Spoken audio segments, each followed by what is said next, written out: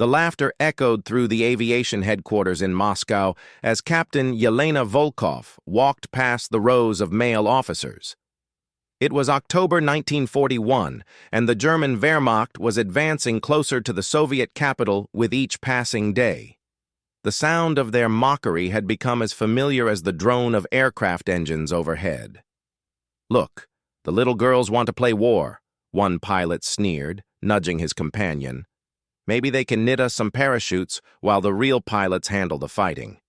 Yelena kept her eyes forward, her leather flight jacket hanging loosely over her slight frame. At 23, she had already logged more flight hours than half the men in the room, but that meant nothing to them. She had earned her pilot's license at 18, spent years flying crop dusters across the vast Russian countryside, and could navigate by stars alone when instruments failed. None of that mattered here. The Soviet Union was desperate. German forces had captured vast territories, and the Red Army was bleeding pilots faster than training schools could replace them. Yet when Marina Raskova, the famous aviator known as the Soviet Amelia Earhart, had proposed creating all-female flying regiments, the male commanders had treated it like an elaborate joke. "Women belong in factories, not cockpits," Colonel Petrov had declared during the initial meeting. "Flying requires strength, precision, and nerves of steel. Combat flying requires even more. What happens when these girls panic under enemy fire?" Raskova had stood her ground. "Comrade Colonel, our nation is fighting for its survival. We cannot afford to waste any resource, including the skills of our women. These pilots have proven themselves in civilian aviation. Give them a chance to prove themselves in military service." The approval had come from the very top, from Stalin himself, but it arrived wrapped in skepticism and reluctance. The 588th Night Bomber Regiment, along with 2 other female aviation units, would be formed. But they would receive the oldest equipment, the most dangerous missions, and absolutely no margin for error. Yelena remembered her first day at the training base near Engels. The facility looked like it had been forgotten by time itself. Wooden barracks with leaking roofs housed the women who had volunteered from across the Soviet Union. Teachers, factory workers, students, and seasoned pilots like herself had all answered the call. They ranged in age from 18 to 26, each carrying dreams of serving their motherland. Their aircraft were Polikarpov Po-2 biplanes, relics from an earlier era of aviation. These planes had been designed for training student pilots, not for combat missions. They were made of fabric and wood, barely reaching speeds of 90 miles per hour. The male pilots called them flying coffins and laughed at the idea of using such antiquated machines in modern warfare. "These toys won't last 5 minutes against German fighters," Lieutenant Kozlov had said during one of their briefings. "The Luftwaffe will shoot them down like clay pigeons." But the women learned to see advantages where others saw weakness. The Po-2s were nearly silent in flight, especially when pilots cut their engines during approach runs. They could operate from rough field strips that would destroy more sophisticated aircraft. Most importantly, they flew too slowly for German fighters to effectively engage them without stalling their own engines. Training was brutal. The women learned to fly in complete darkness, navigating by compass and instinct alone. They practiced emergency landings on frozen fields, studied German aircraft recognition until they could identify enemy planes by silhouette in moonlight, and memorized target coordinates across hundreds of miles of territory. Captain Svetlana Savitskaya, who would become Yelena's closest friend and wingman, had been a mathematics teacher before the war. She approached flying with the same methodical precision she had once applied to equations. During night navigation exercises, she could calculate wind drift and arrival times in her head while other pilots fumbled with instruments. "The men think we'll crack under pressure," Svetlana said one evening as they studied maps by candlelight. "They're waiting for us to fail so they can say women don't belong in combat." The pressure was immense. Every mistake was scrutinized, every success downplayed. when Lieutenant Anna Yegorova successfully completed a particularly difficult navigation exercise, her male instructor had shrugged and said, "Lucky guess." When another trainee, Katya Budanova, had to make an emergency landing due to engine failure, whispers spread that women couldn't handle mechanical stress. The women developed their own support system. They shared techniques for dealing with frozen controls in sub-zero temperatures. They created backup communication systems using hand signals visible in darkness. Most importantly, they learned to trust each other completely, knowing that male pilots might not risk themselves to rescue a female colleague who went down behind enemy lines. Their first combat assignment came in February 1942. The 588th Regiment would conduct night bombing raids against German supply lines, ammunition depots, and troop concentrations. The missions were dangerous beyond measure. Flying at treetop level in darkness, often through anti-aircraft fire, pilots had to locate targets, drop their bombs accurately, and return to base without navigation aids. Colonel Petrov briefed them with barely concealed disdain. "Your targets are here, here, and here," he said, pointing to locations on the map.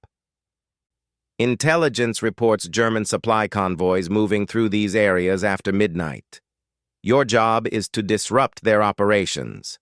He paused, looking directly at Major Yevdokia Bershanskaya, who had been appointed the regiment commander. "I want to be clear about expectations. This is not a training exercise. Enemy fighters patrol these areas.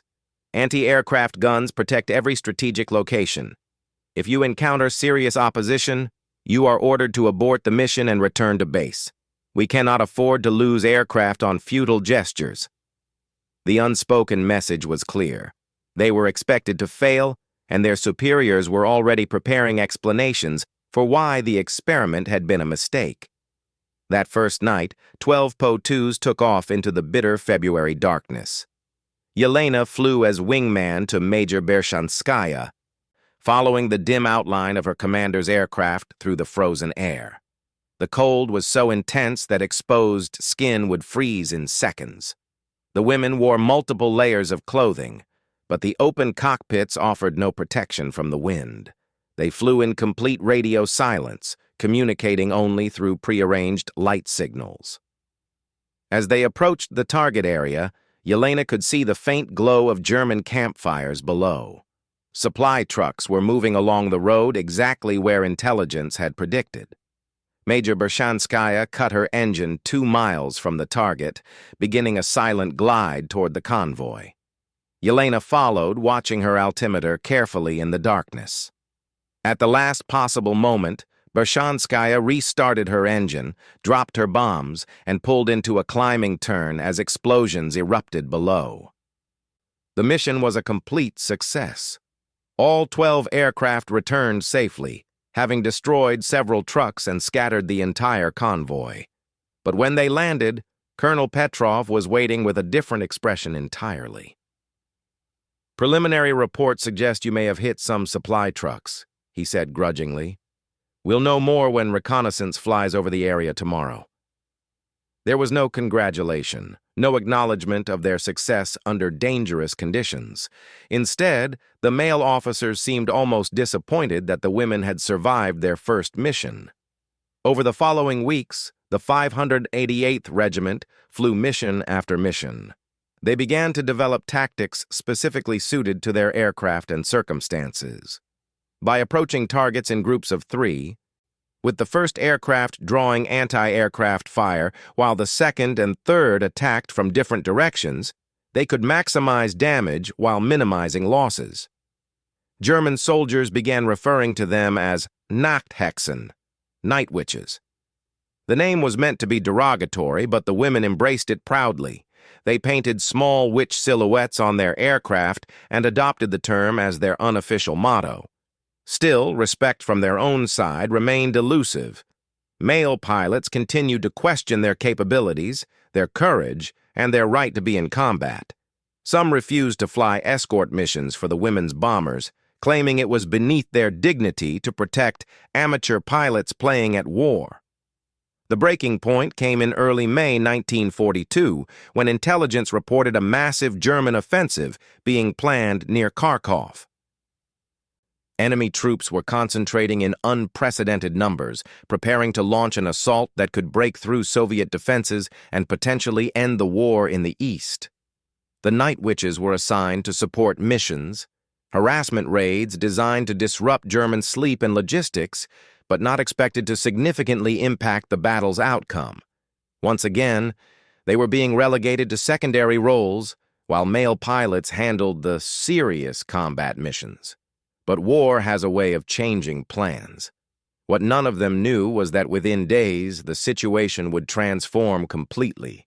German forces would surround and trap an entire Soviet regiment, 500 men cut off behind enemy lines with no hope of conventional rescue. When that moment came, the same women who had been dismissed as playing at war would face their greatest test. The men who had laughed at them would desperately need their skills, and the Night Witches would have to prove that courage, precision, and nerves of steel had nothing to do with gender and everything to do with the human spirit under pressure. Yelena adjusted her flight goggles and checked her instruments one final time before another night mission. She had no idea that everything she and her fellow pilots had endured, the mockery, the doubt, the constant pressure to prove themselves, had been preparing them for a moment when they would become the only hope for 500 trapped soldiers. The laughter would stop soon enough. The radio message crackled through the static at 0347 hours on May 15, 1942. Major Bershanskaya was reviewing flight plans for the night's missions when the urgent transmission broke through the routine communications chatter. What she heard would change everything for the 588th Night Bomber Regiment. "This is Colonel Voronov, 127th Rifle Regiment. We are cut off and surrounded. Repeat, we are completely surrounded. German forces have closed the pocket. Request immediate air support for evacuation. 500 men trapped. Ammunition running low. Medical supplies exhausted."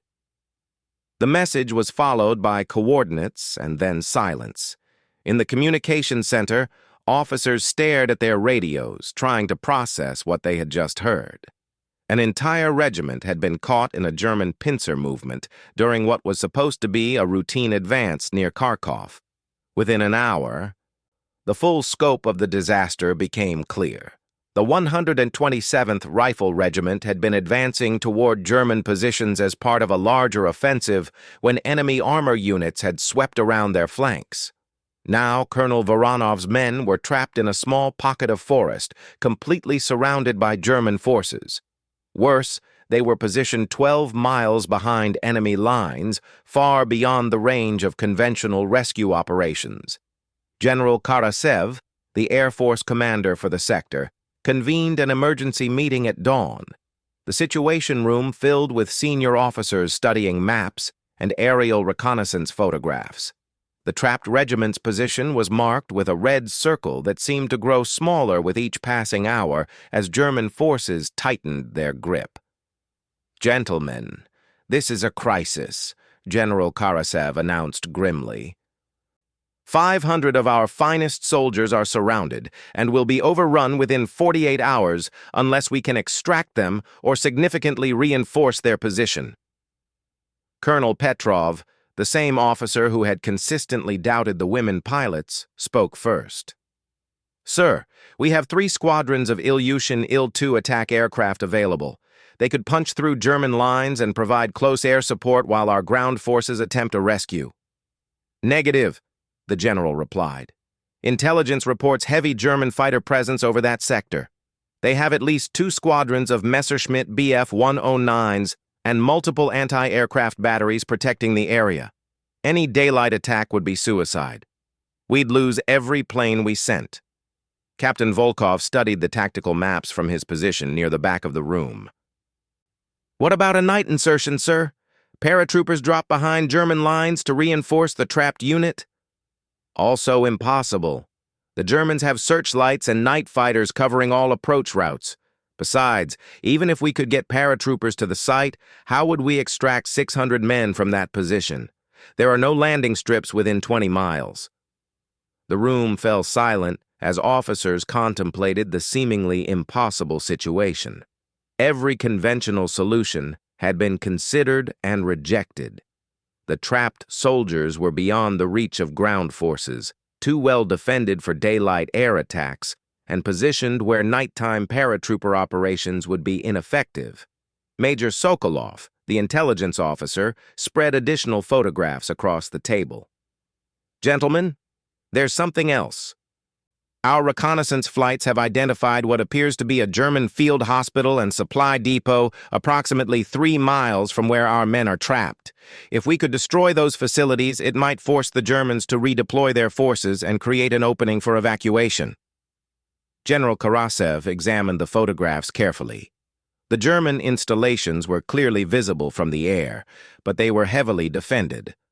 Multiple anti-aircraft gun positions surrounded the facilities, and German fighters patrolled the area constantly during daylight hours. The only way to attack those positions would be at night, flying low enough to avoid radar detection, the general said slowly. But our night fighters don't carry sufficient bomb loads to destroy installations that size, and our heavy bombers are too slow and vulnerable for precision attacks in defended airspace. It was then that Major Bershanskaya, who had been quietly observing from the corner of the room, stepped forward. As the only woman present, she had not been invited to participate in the discussion, but the desperate circumstances demanded that every option be considered.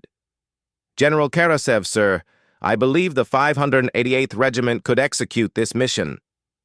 The room erupted in murmurs and skeptical laughter. Colonel Petrov actually scoffed audibly. Major, with all due respect, this is not a training exercise. We're discussing a combat mission of the highest priority. Lives depend on success.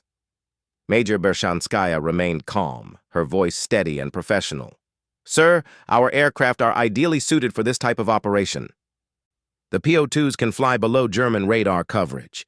They're nearly silent when engines are cut for attack runs. Most importantly, we've successfully conducted similar missions against defended targets for the past 3 months.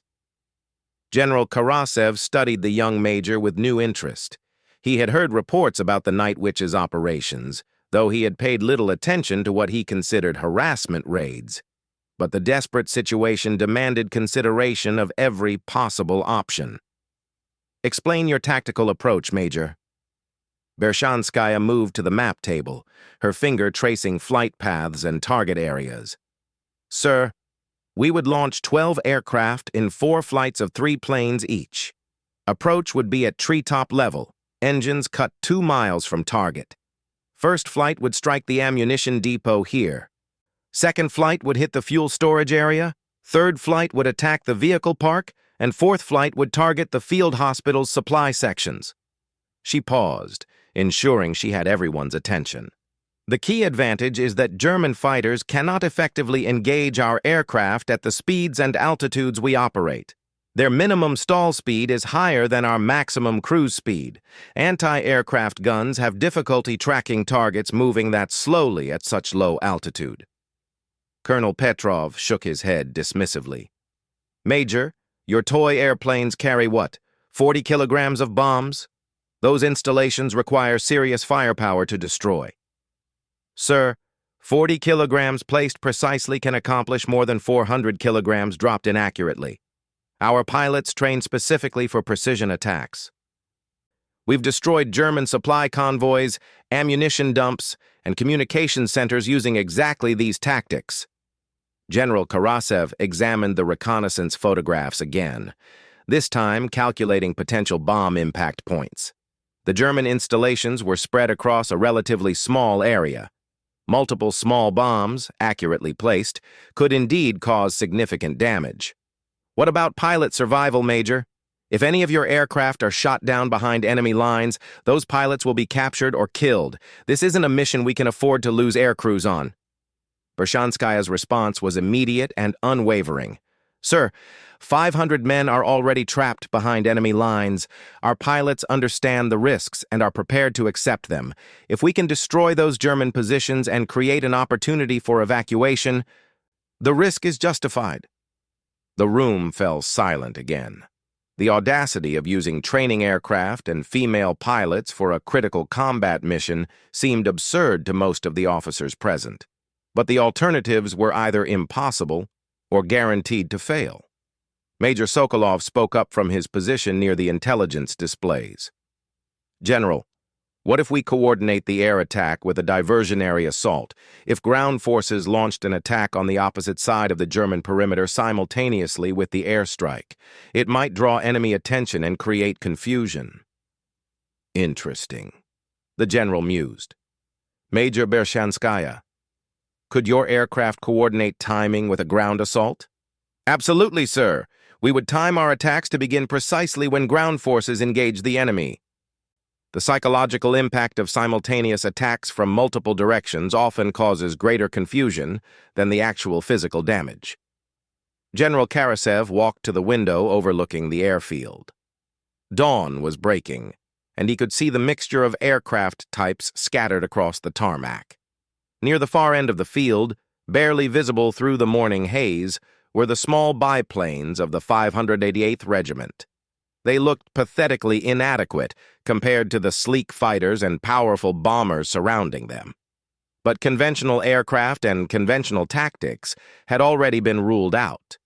Every traditional solution to the crisis had proven impossible. Sometimes, the general reflected, impossible situations required unconventional solutions. He turned back to face the assembled officers. Major Bershanskaya, your regiment is authorized to plan and execute the mission you've described. You have 18 hours to prepare. Colonel Petrov, you will coordinate with ground forces for the diversionary assault. Major Sokolov, provide the Night Witches with all available intelligence on German defensive positions. The dismissive laughter had stopped. Suddenly, the women who had been treated as amateur pilots playing at war had become the only hope for rescuing 500 trapped soldiers. But authorization was only the beginning. Now they would have to prove that their unconventional aircraft and supposedly inadequate pilots could succeed where conventional forces could not. As the meeting dispersed, Colonel Petrov approached Major Bershanskaya with an expression that mixed skepticism with grudging respect. Major, I want you to understand something. If this mission fails, if we lose those 500 men because we relied on your experimental unit, the consequences will be severe. Bershanskaya met his gaze steadily. Colonel, if this mission fails, those men will die regardless.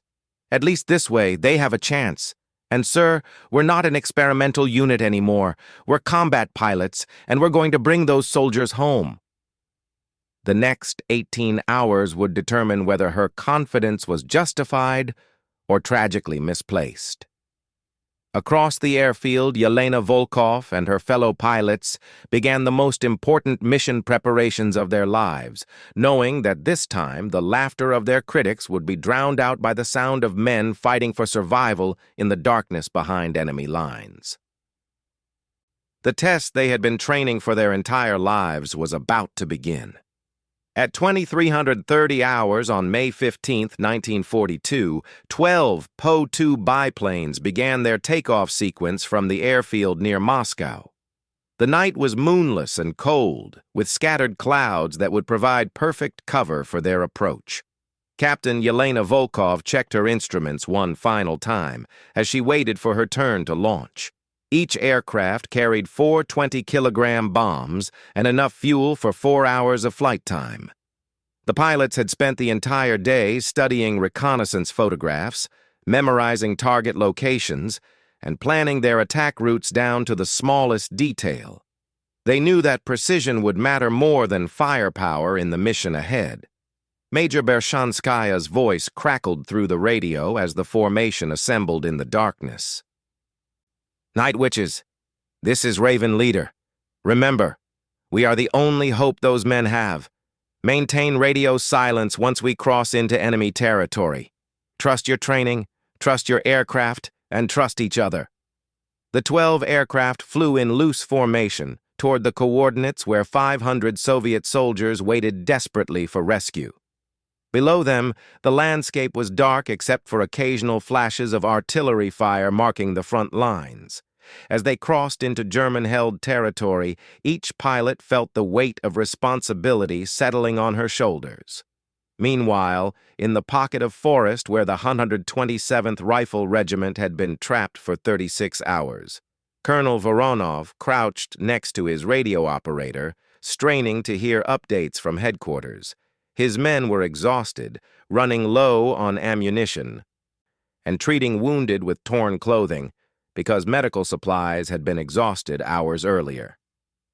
"Sir, German patrols are probing our eastern perimeter again," reported Lieutenant Kozlov, crawling up to the command position. "We've got maybe 4 hours of ammunition left at current consumption rates." Voronov studied the luminous dial of his watch. Almost midnight. Headquarters had promised air support around this time, but he had little hope that conventional aircraft could operate effectively in the heavily defended airspace surrounding their position. 12 miles away, the Night Witches approached their initial navigation checkpoint. Flying at barely 300 feet above the ground, they had successfully avoided German radar detection. The countryside below was dotted with enemy positions, marked by the dim glow of covered fires and occasional vehicle movements. Yelena flew as wingman to Captain Savitskaya, following the barely visible outline of her friend's aircraft through the darkness. They had practiced this formation flying hundreds of times, but tonight every maneuver carried life-or-death consequences.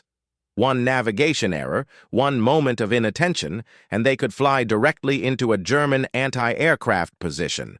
At 00:15 hours, they reached their target area.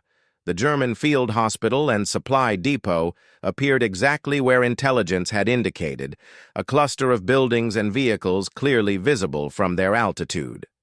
More importantly, they could see the defensive positions surrounding the installations, multiple anti-aircraft guns, and what appeared to be a company of infantry providing security. Major Bershanskaya's hand signals were barely visible in the darkness as she indicated the attack sequence. First flight would begin their bombing run in 2 minutes. Each subsequent flight would attack at 30-second intervals, maintaining the element of surprise while maximizing the psychological impact of continuous explosions. The lead PO-2 cut its engine 2 miles from the target and began a silent glide toward the ammunition depot. German sentries heard nothing until the last possible moment, when the pilot restarted her engine and pulled into a climbing turn as her bombs exploded among the stored artillery shells. The secondary explosions were spectacular, lighting up the night sky and sending shockwaves across the entire area. German soldiers scrambled from their positions, searching the darkness for attackers they could not see or hear approaching. 30 seconds later, the second attack struck the fuel storage area. Aviation gasoline and diesel fuel erupted in massive fireballs that could be seen for miles. By now, anti-aircraft guns were firing wildly into the darkness, but their crews had no targets to aim at. Captain Savitskaya led the third flight against the vehicle park, where German trucks and armored cars were concentrated. Flying directly through the anti-aircraft fire, she placed her bombs with mathematical precision among the parked vehicles. The explosions destroyed dozens of trucks and scattered burning fuel across the area. Yelena followed Savitskaya's aircraft through the chaos, her own bombs targeted at a communications installation they had identified in the reconnaissance photographs. As she pulled away from her bombing run, she could see German soldiers running in all directions, their defensive organization completely disrupted by the series of precisely timed attacks. The fourth and final flight struck the field hospital's supply sections, destroying medical equipment, food stores, and ammunition reserves that the German forces had been using to sustain their siege of the trapped Soviet regiment. Within 15 minutes, the Night Witches had transformed the German supply base into a burning wasteland. More importantly, they had achieved their primary objective of forcing enemy forces to redeploy away from the siege perimeter to deal with the crisis in their rear area. All 12 aircraft successfully completed their bombing runs and began the return flight to base. But their mission was only half complete. The real test would come when ground forces attempted to exploit the confusion created by the air attack. Colonel Voronov heard the explosions from his position in the forest 12 miles away. The continuous rumble of secondary explosions and the glow lighting up the horizon told him that something significant had happened at the German supply base. More importantly, he could hear German radio communications becoming increasingly frantic as enemy commanders tried to understand what had happened. At 00:45 hours exactly as planned, Soviet ground forces launched their diversionary assault against the western edge of the German siege perimeter. The timing was perfect. Enemy forces that had been tightly focused on containing the trapped regiment were suddenly dealing with multiple crises simultaneously. The psychological impact was even greater than the physical damage. German commanders, faced with burning supply depots and simultaneous ground attacks, began withdrawing units from the siege perimeter to investigate the rear area strikes and reinforce their defensive positions. For the first time in 36 hours, the pressure on Colonel Voronov's men began to ease. German patrols that had been constantly probing their defenses were withdrawn. Artillery fire that had been falling steadily on their positions shifted to other targets. At 0200 hours, Voronov received the radio message he had been praying for. "Wolverine 6, this is Iron Horse Actual. We have opened a corridor approximately 400 meters wide on your southeastern perimeter. Prepare your men for immediate evacuation. Time window is estimated at 90 minutes maximum." The evacuation began immediately. Wounded soldiers were carried first, followed by essential equipment and documents. The men moved through the darkness in small groups, guided by compass bearings toward the breakthrough point where rescue forces waited. The Night Witches, meanwhile, had landed safely at their base after completing one of the most successful precision bombing raids of the war. But they had no time to celebrate. Intelligence reports indicated that German forces were already moving to close the evacuation corridor. Major Bershanskaya made an immediate decision. "Prepare for second mission. Target the German reinforcements moving toward the breakthrough point. We need to buy time for the evacuation to continue." At 0330 hours, 8 Po-2s took off for their second mission of the night. This time, their target was a German armored column moving rapidly toward the evacuation corridor. Flying in complete darkness, they located the enemy vehicles by following roads and listening for engine noise. The attack came without warning. German tank crews, already nervous from the earlier explosions, found themselves under bombing attack from aircraft they could not see or hear until bombs were already falling. Several tanks and armored cars were damaged or destroyed, but more importantly, the entire column was forced to halt and deploy defensively. By 0500 hours, the evacuation was complete. All 500 men of the 127th Rifle Regiment had been successfully extracted from their surrounded position. The casualty count was remarkably low. Only 18 men lost during the siege and evacuation, a fraction of what would have been lost in any conventional rescue attempt. General Karasev was waiting at the airfield when the Night Witches returned from their second mission. The same women who had been mocked and dismissed just hours earlier were now being credited with one of the most successful rescue operations of the war. "Major Bershanskaya," the general said as the pilots gathered for debriefing, "I want you to know that your regiment has exceeded every expectation. The precision of your attacks, the coordination with ground forces, and your willingness to fly a second mission without being ordered. These are the actions of elite combat pilots." The words that followed would be remembered by every woman in the 588th Regiment for the rest of their lives. Effective immediately, your unit is redesignated as the 46th Tommen Guards Night Bomber Aviation Regiment. You have earned your guard's designation through exceptional performance in combat. Colonel Petrov, the same officer who had questioned their capabilities so vigorously, approached Major Bershanskaya after the ceremony. His expression carried no trace of the skepticism that had characterized every previous interaction. Major, I owe you and your pilots an apology. I was wrong about your capabilities, wrong about your courage, and wrong about your value to the war effort. What you accomplished tonight could not have been done by any other unit in our Air Force. The transformation was complete, but it had come at a cost that only the women themselves fully understood. They had proven their worth not through gradual acceptance or political maneuvering, but through the ultimate test of combat performance under impossible circumstances.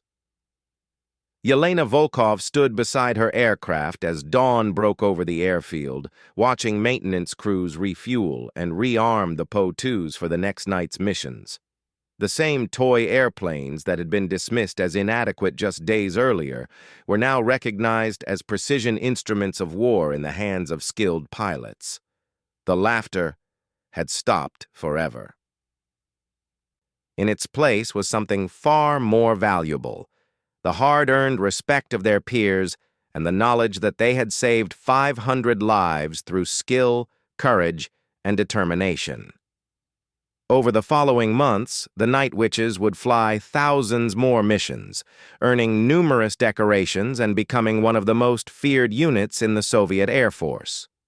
Many would not survive the war, but all would be remembered as pioneers who proved that courage and competence transcend every barrier that society might construct.